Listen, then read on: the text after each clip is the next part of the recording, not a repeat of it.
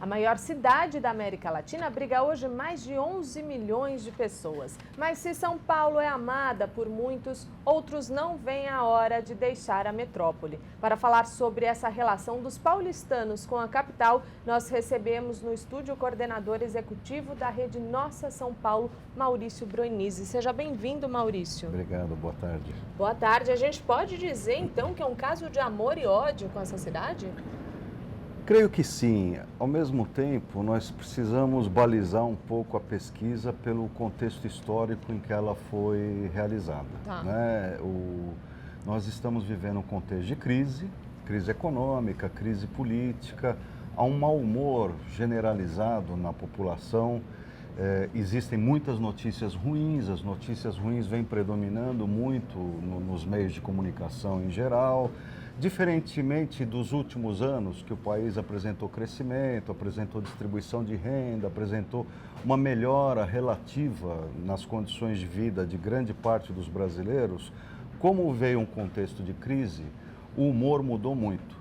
E esse mau humor se refletiu na pesquisa consideravelmente. Então, falando dessa pesquisa, né, feita pelo Ibope, encomendada pela Rede Nossa São Paulo, diz aqui que 7 em cada 10 paulistanos deixariam a cidade se pudessem. Isso é a prova desse descontentamento, é isso? Sim, esse número ele já era relativamente alto nas pesquisas anteriores. Ele sempre esteve em torno, girando entre 5 e 6 paulistanos que deixariam a cidade se pudessem, né? E agora pulou praticamente para quase 7 paulistanos em cada 10. É uma tendência de muita gente que vive em grandes metrópoles ter um sonho feliz de cidade, com uma cidade mais tranquila, mais arborizada, mais pacífica, de uma maneira geral. Mas será que sairiam mesmo assim? Então, isso pode ser um desejo que as pessoas, grande parte delas, sabem que é só uma utopia. É um sonho de cidade, outra cidade, mas que se sabe que as pessoas criaram seus vínculos, suas relações de trabalho e que isso é muito difícil de realizar. Mas é uma tendência isso em quase todas as grandes metrópoles, as pessoas terem um sonho de uma cidade mais bucólica, mais verde, mais pacífica, com menos gente, menos trânsito, menos poluição. E isso é uma marca de muita gente que vive nas grandes cidades do mundo. Exatamente, né? Como se explicar essa rejeição quando algumas pessoas querem sair e muitas querem chegar em São Paulo, né? Então, justamente, São Paulo sempre acolheu milhões de pessoas ao longo da sua história, principalmente pelas oportunidades de trabalho e de crescimento que ela oferece. E essa é uma dinâmica que diminuiu um pouco nos últimos anos, até porque outras regiões do Brasil tiveram maior desenvolvimento nesses últimos 15, 20 anos, né? Principalmente a região Nordeste, que era quem mais fornecia migrantes aqui para São Paulo. Mas aqueles que querem chegar diminuíram bastante nos últimos anos, porque conseguiram se fixar mais, teve mais oportunidades de emprego nas suas cidades, e aqueles que estão querendo sair se mantêm num patamar elevado, mas é um patamar elevado histórico já em São Paulo. Agora, o que mais te chama a atenção nessa pesquisa, Maurício? Com o que mais o paulistano sofre nessa cidade? Olha, pelos próprios dados da pesquisa, um ponto muito complicado é a sensação de violência que tem na cidade. Por mais que os próprios dados oficiais mostrem que o número de homicídios vem caindo historicamente em São Paulo, a sensação de violência, principalmente de violência em geral, ficou em primeiro lugar naquilo que os paulistanos mais têm medo. Em segundo lugar, assalto e roubo. Em terceiro lugar, tráfico de drogas.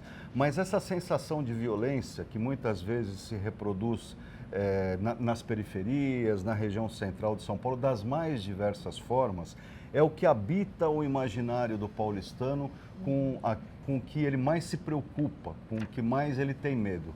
Em segundo lugar, um ponto de sofrimento cotidiano é para aquelas pessoas que precisam acessar o sistema público de saúde, seja ele municipal, seja ele estadual. As filas de espera são muito grandes e subiram muito nesse último ano, de acordo com a pesquisa. Então, as pessoas que precisam acessar o serviço público de saúde, e esse número de pessoas tem crescido também nos últimos anos, vem crescendo ano a ano, 2, 3 pontos percentuais, tem sobrecarregado ainda mais o sistema público de saúde. Então, a pessoa que vai ficar 80 dias para conseguir uma consulta, são quase 3 meses, né? Isso é desanimador. E as pessoas que já estão em processo, que precisam fazer exames, que precisam de tratamentos mais complexos, também tem que esperar 3, 4, 5 meses para serem atendidas. Uma pessoa que está com problema de saúde, é óbvio que sobrecarrega o sofrimento, sobrecarrega a preocupação, o estado psicológico da pessoa,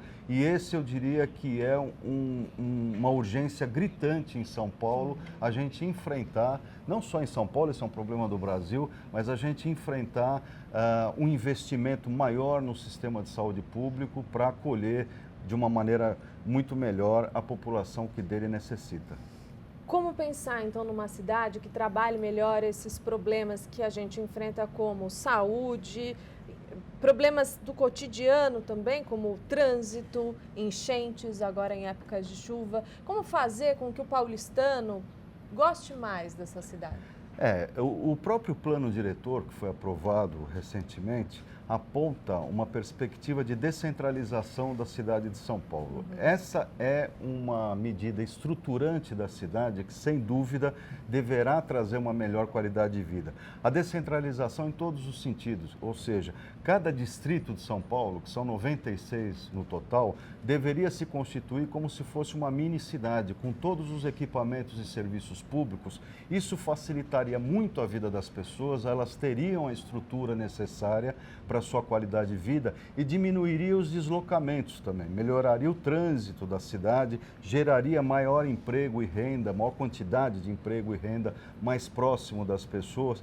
Então, o plano diretor apontou isso, só que a realização disso precisa ter um esforço conjunto. O Estado, o município, a prefeitura precisa induzir essa descentralização, precisa investir mais nas regiões onde necessitam, né, serviços públicos, mas também trazer o setor privado para que eles gerem emprego e renda nessas regiões. Aí você facilita a vida das pessoas que vivem nos bairros, digamos, mais distantes do centro, ao mesmo tempo diminui os deslocamentos e oferece uma melhor qualidade de vida em geral para a cidade. Com certeza. E a nossa cidade de São Paulo é conhecida por ser a capital do trabalho, né? E de um tempo para cá tem tentando também marcar o lazer, né? O lazer, a apropriação dos espaços públicos, pela população, enfim.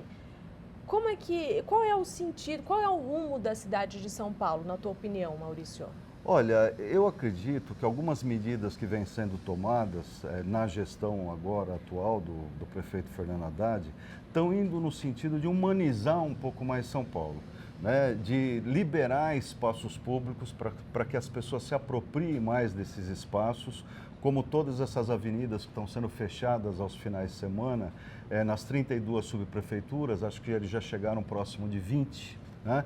Mas ainda é muito pouco.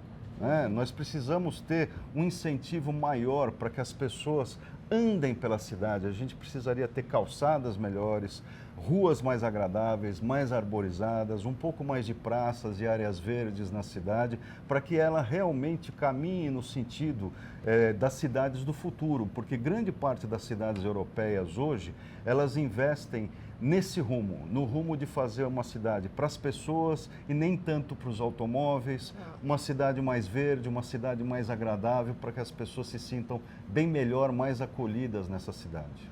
Nós já começamos isso? Eu acredito que demos alguns passos, né? Priorizando o transporte público, diminuindo a velocidade para deixar a cidade mais segura, inclusive para os pedestres, fechando avenidas nos finais de semana, construindo ciclovias para que as pessoas possam circular mais de bicicletas pela cidade, mas tudo em São Paulo é um desafio gigantesco, né? Então precisa ter continuidade, essas medidas precisam continuar para que inclusive a própria população possa entender que esse é o caminho de tornar a cidade uma cidade mais humana, mais voltada para as pessoas, para que elas se sintam mais seguras e mais felizes. É isso mesmo. Um dia a gente chega lá. Espero que sim. Obrigada pela sua entrevista, Maurício. Obrigado.